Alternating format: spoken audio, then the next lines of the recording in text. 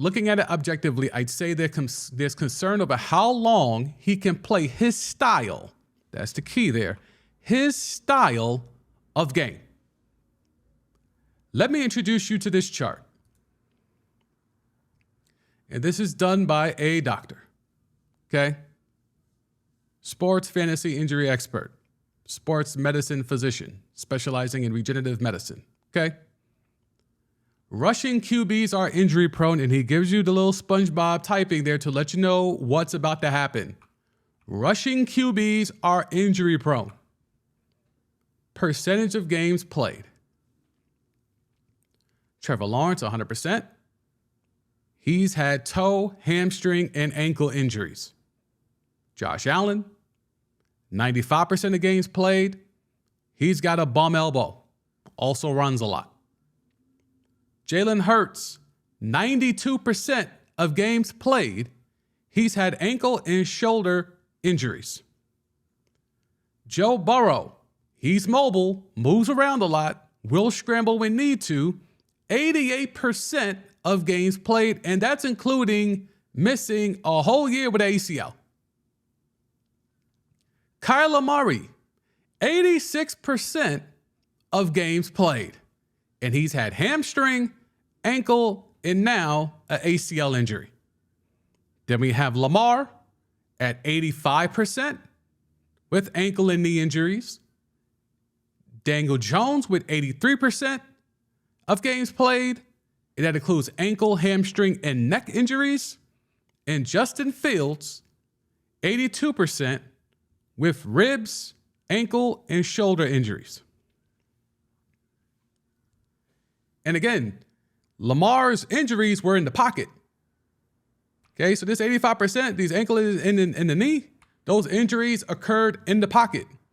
Not running, not sliding, not getting crushed, anything of the like.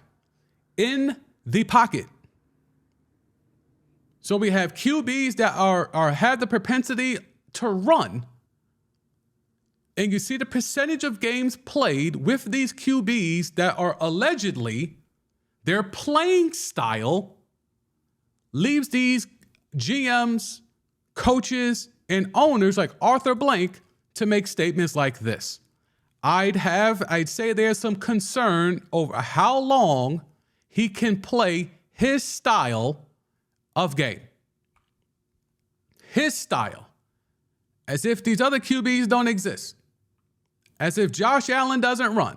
As if Jalen Hurts doesn't run. As if Joe Burrow doesn't run when he has to. As if Kyler Murray doesn't run. And Trevor Lawrence as well. Percentage of games played.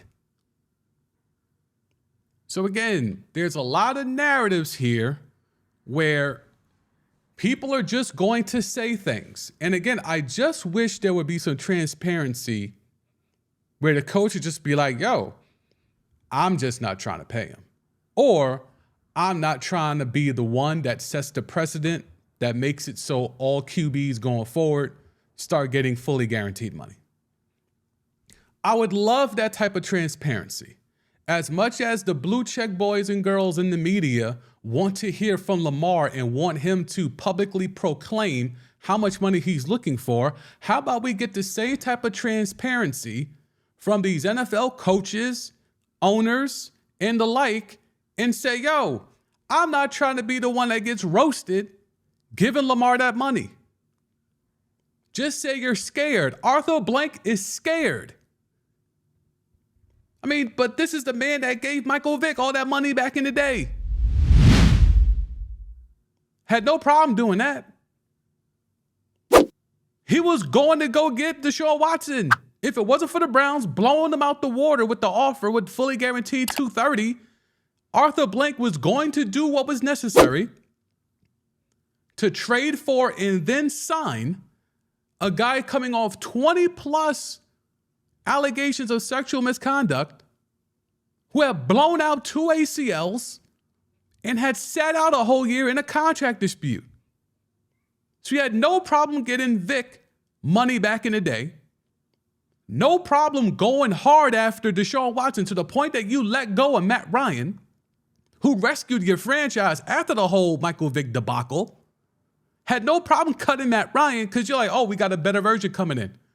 We're going to give it all up. Now you have another opportunity.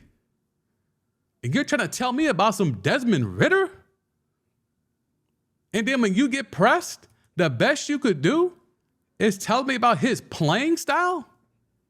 And that he's missed 5 to 6 games each of the last 2 years? When that's still 85% of the games played? And when you're talking about his style, all these Russian QBs have missed around the same amount of time as Lamar Jackson? How can you justify this? Why is no one pressing these people? Where are the follow-up questions? Like, once Arthur Blank gets off this lie, how come there's no pushback? How come there's no one there to check him like, well, actually, and then have this info at the ready?